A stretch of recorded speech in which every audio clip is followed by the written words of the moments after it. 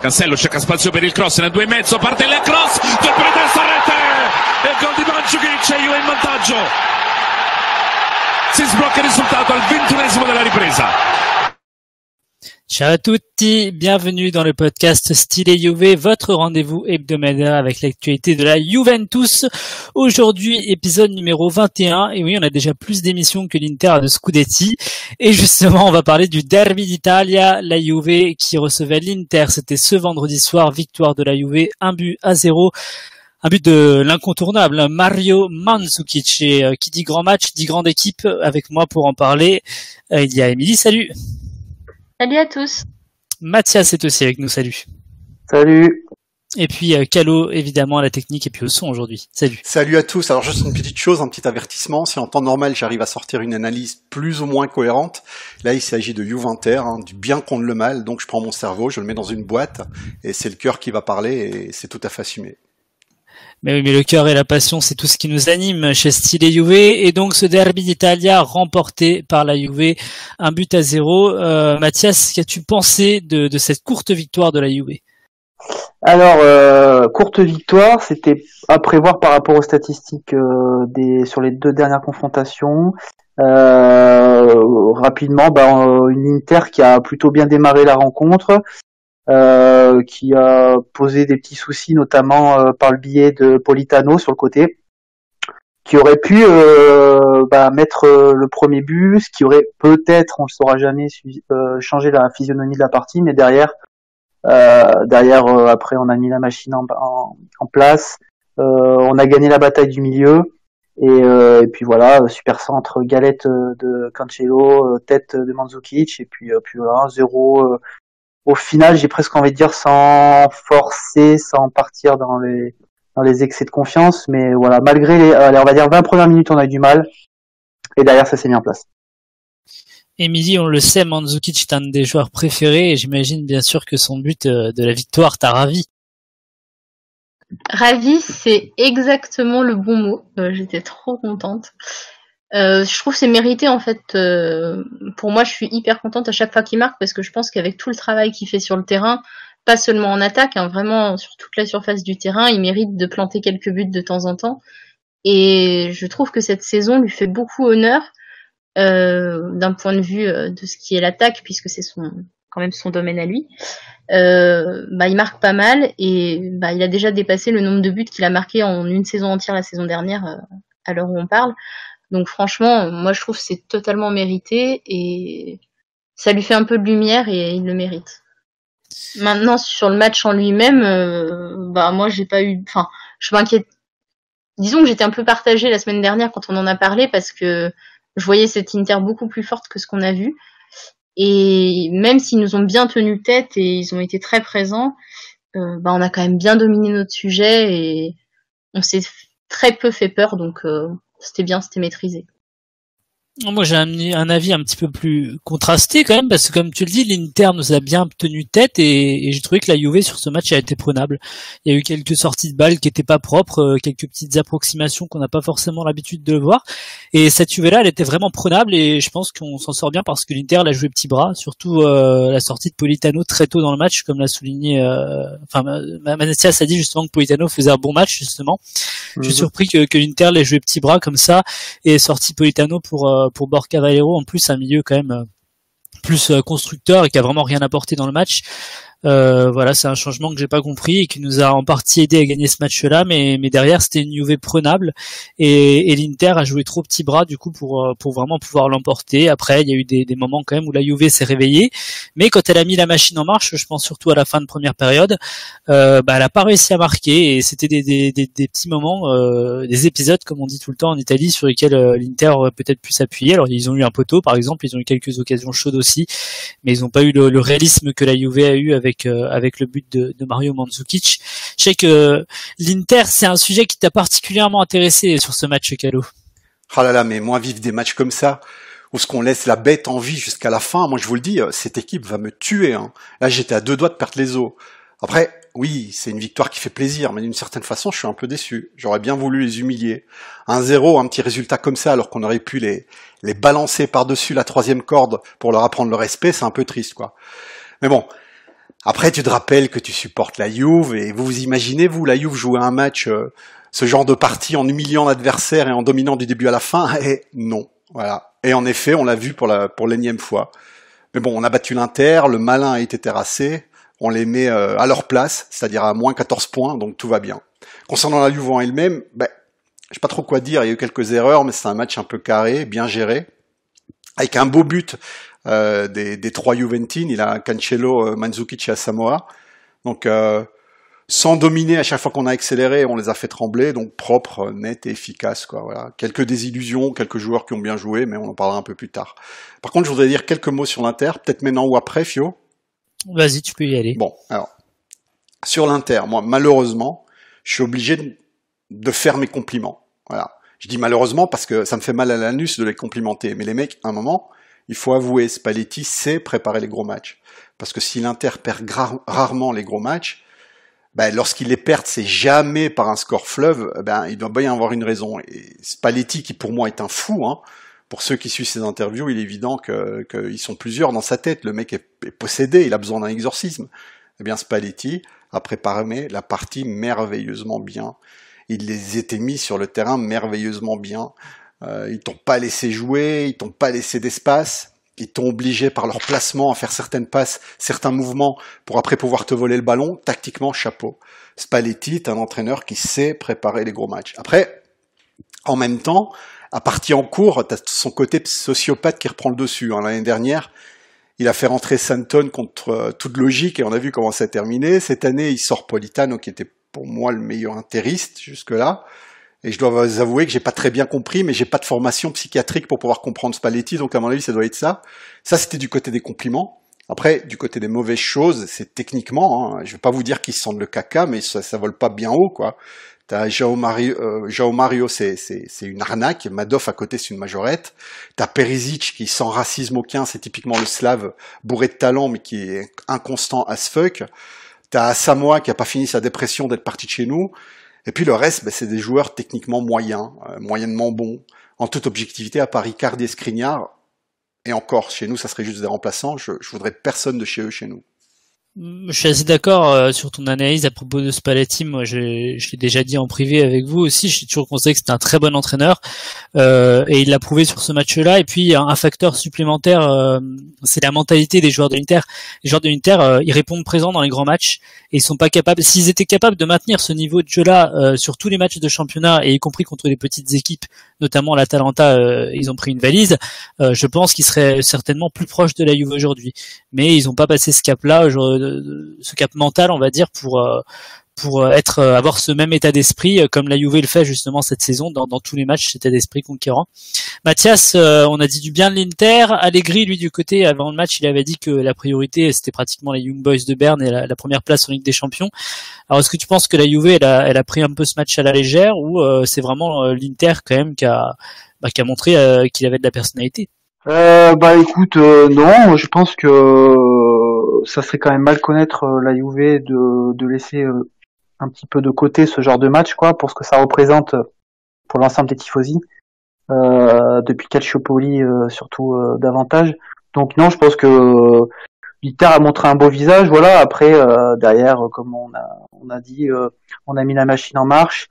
Je crois que Icardi est encore perdu dans le short de Chiellini. Je sais pas si on va le retrouver un jour.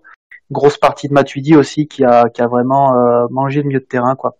Je tiens à souligner l'importance surtout de ces deux joueurs et peut-être à souligner pas discrétion, mais j'attendais un peu plus de Ronaldo. Alors je sais pas si c'est le moment d'en parler ou pas, ou si je suis peut-être un peu dur, mais je trouvais Ronaldo peut-être un peu moins important que sur les autres matchs.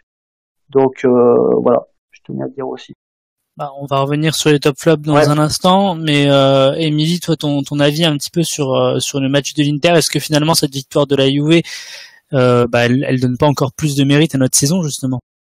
Oui, elle donne un peu plus de mérite, mais après ils ont quand même fait un gros match, quoi. Donc on arrive à gagner parce qu'on arrive à débloquer la situation. Mais si jamais on n'arrive pas à je veux dire, si sur cette passe, ça trouve pas la tête de Mandzukic, on reste à 0-0, et est-ce qu'on aurait réellement été capable après de gagner le match, ou est-ce qu'on aurait réussi à résister aux assauts de l'Inter? Je suis pas tout à fait sûre. Donc, moi, je trouve plutôt que ça souligne un petit point un peu inquiétant sur le fait que il y a quand même pas que des petites équipes facilement prenables en Serie A. L'Inter était un gros client, et faut pas prendre les gens de haut, et faut être très attentif, quoi. Personne ne nous fera de cadeau, donc faut vraiment tuer les matchs plus facilement. Allez, on va attaquer un petit peu les top flops de ce match. Mathias, quel a été le patron pour toi côté Juventino, et puis au contraire, qui a été un petit peu en dessous? Eh ben, comme je l'ai dit, je vais mettre un binôme sur le côté patron. Moi, j'ai trouvé Chiellini et Matuidi impressionnants. Franchement, Chiellini, 34 ans, le nez toujours aussi saillant. On se demande jusqu'à où il va continuer comme ça, quoi. Il est en train de, enfin, moi, je vois certains réseaux, certains messages qui disent est-ce que Chiellini ne serait pas en train de devenir le meilleur défenseur du monde, ou l'approche, franchement, je crois que il avait même pas besoin de se poser la question, et là, à la rigueur, il est en train de prouver que oui, c'est le meilleur défenseur pur du monde, quoi. Il y a pas à chipoter. Après, un peu en dessous, Ronaldo. Je l'ai trouvé, je sais pas, est-ce que Skriniar a fait un gros marquage sur lui comme c'était à prévoir, peut-être.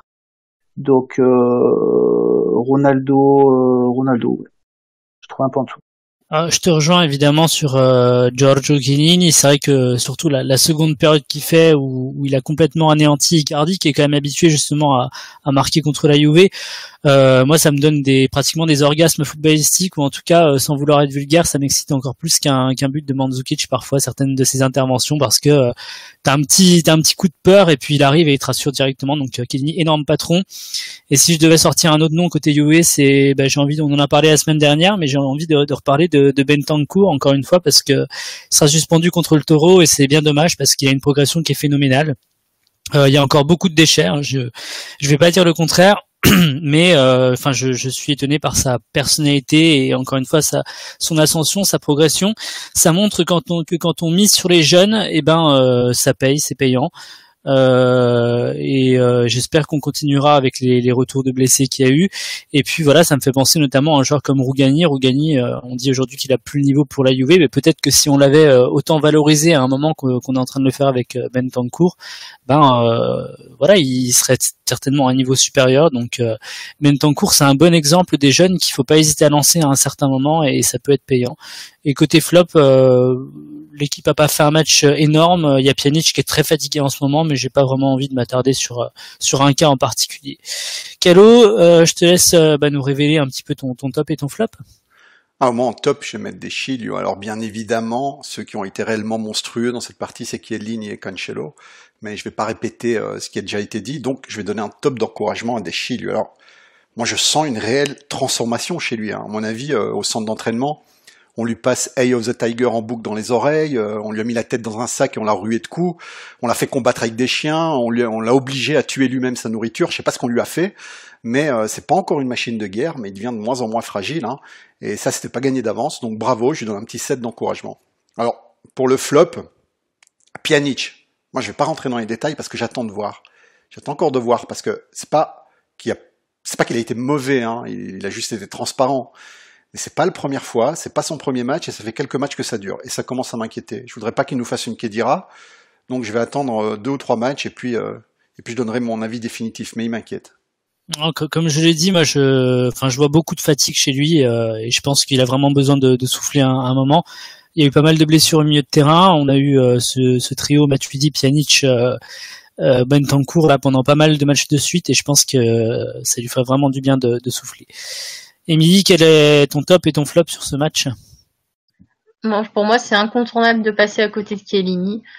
Vous avez déjà tout dit avant moi, donc je vais pas m'étendre de trop, mais ce qu'il démontre en ce moment, c'est exceptionnel. Et je trouve encore plus que être capitaine, ça lui a donné une aura supplémentaire et je le trouve encore plus transcendant sur le terrain qu'avant. Et c'est trop agréable à voir. Moi, je suis plutôt fan des défenseurs, hein. J'ai moins d'appétence pour les attaquants et les milieux. Et franchement, je me régale de voir cette paire défensive entre Chiellini et Bonucci qui revient vraiment au top. Les deux là alliés ensemble, c'est comme avant, c'est génial. Je prends beaucoup de plaisir à les voir défendre. Donc voilà, pour moi, ce sera ça mon top. Et au niveau flop, pareil, c'est un peu incontournable de passer à côté de Pjanic. Je suis un peu inquiète aussi, comme Calo l'a souligné. C'est pas le premier match et ça commence à durer, quoi. Donc, faut espérer qu'il se ressaisisse vite. Après, peut-être qu'il joue beaucoup aussi. Enfin, je veux dire, il est quasiment toujours titulaire. Peut-être qu'il y a un peu de lassitude de son côté. Peut-être qu'il a besoin de souffler un peu. À voir s'il retrouve un sursaut ou peut-être qu'après, avec le retour des blessés, on pourra faire une meilleure rotation et peut-être ça le soulagera un peu aussi. Je pense qu'il a beaucoup de pression. Donc voilà, Pjanic. Et puis moi, j'ai un point aussi sur Dybala que je trouve beaucoup moins percutant qu'avant. Alors j'ai envie de vous lancer sur un petit sujet à côté de ce match-là. À part le Napoli qui a largement gagné ce week-end, à l'exception de l'Atalanta, toutes les équipes de la 3e à la 13e place ont fait match nul. Il y a eu énormément de matchs nuls et ça creuse encore un peu plus donc l'avance de la Juve sur le reste du championnat. Et donc avant ce Juve-Inter, on a eu une petite campagne de journaux habitués en tout cas à être assez anti-Juventini, le Corriere dello Sport en particulier, qui ont mis en une qu'il fallait encourager l'Inter, un édito de Ivan Zazzaroni qui est pas le dernier justement pour taper sur la Juve, qui dit tous les amateurs de football à part les Juventini doivent supporter Inter parce que c'est fondamental. La Juve là, elle est en train d'écraser le championnat. Peut-être comme elle l'a rarement fait par le passé, elle ne l'a même jamais fait puisqu'elle a sur des records de points en ce moment. Alors j'aimerais savoir si de votre point de vue de supporter, vous trouvez ce championnat ennuyeux ou si au contraire vous ne vous lassez jamais de toute façon de voir la Juve gagner, même si elle ne doit pas avoir de concurrence. Mathias, qu'est-ce que ça t'inspire tout ça? Alors deux choses, si je dis pas de bêtises, Corriere c'est du côté de Rome, il me semble.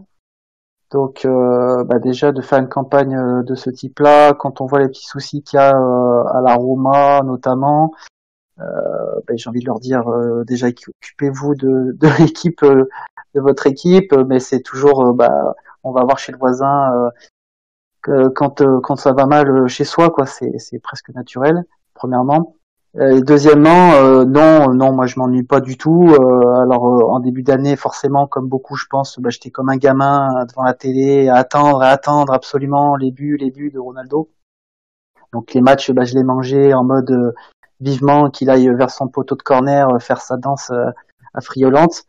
Là maintenant, c'est vrai qu'on marche sur la concurrence et puis c'est pas du tout ennuyant parce que de toute façon, on se délecte toujours de voir une Juve aussi impressionnante et j'ai envie de dire si peut-être sur certaines parties il y a plus le côté stress de se dire est-ce qu'on va gagner, est-ce qu'on va perdre, au final là il y a du beau jeu, il y a de la technicité comme il y en a eu rarement, voilà, Ronaldo on connaît, Cancelo il est impressionnant, on a vraiment du jeu samba, quoi. Donc non, la Serie A est pas ennuyante et la Juve malgré l'avance qu'elle a, elle est tout sauf ennuyante, quoi. Justement, c'est du spectacle, quoi, qu'elle nous offre, quoi.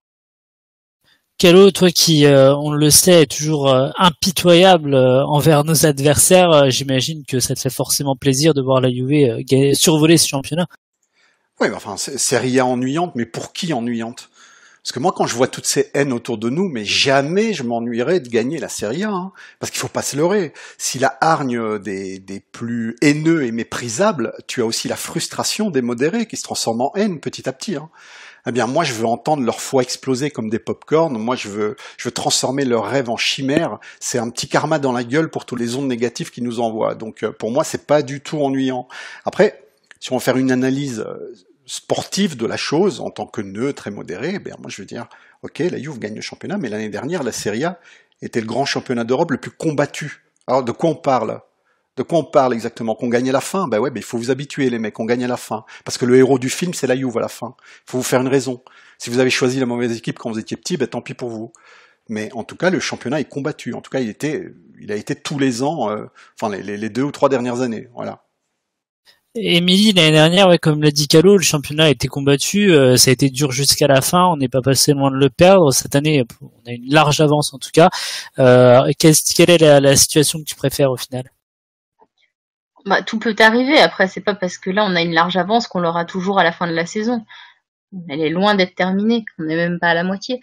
Mais enfin, il n'y a pas de situation préférable. Après, moi, je trouve que pour la beauté du championnat, c'est bien quand c'est un peu plus disputé.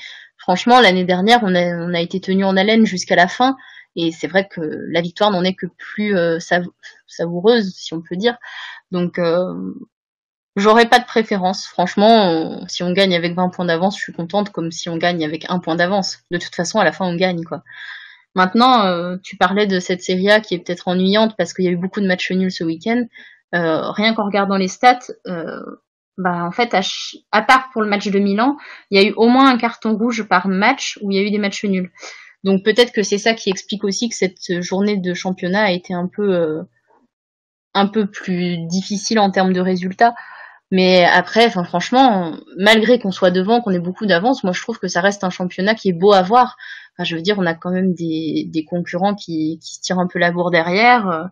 Alors peut-être que la Juve devrait jouer un championnat à part, on ne sait pas. Vous avez la référence.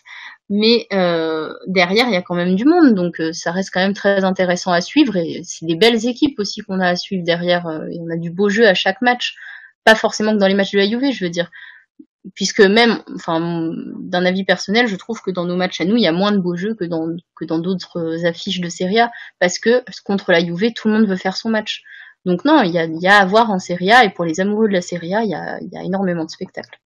On va conclure comme on le fait chaque semaine justement avec un petit regard sur les autres équipes. Mais tu as commencé à en parler, effectivement, donc beaucoup de matchs nuls et beaucoup de spectacles, mais au final la Roma est accrochée par Cagliari 2-2 alors qu'il menait 2-0. La Lazio se fait reprendre dans les toutes dernières secondes sur un but improbable de la Sampdoria 2 partout aussi. Milan en fait 0-0.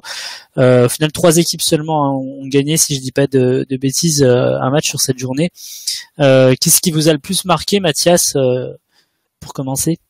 Je dirais l'égalisation de Saponara pour la Samp, pas de bêtises.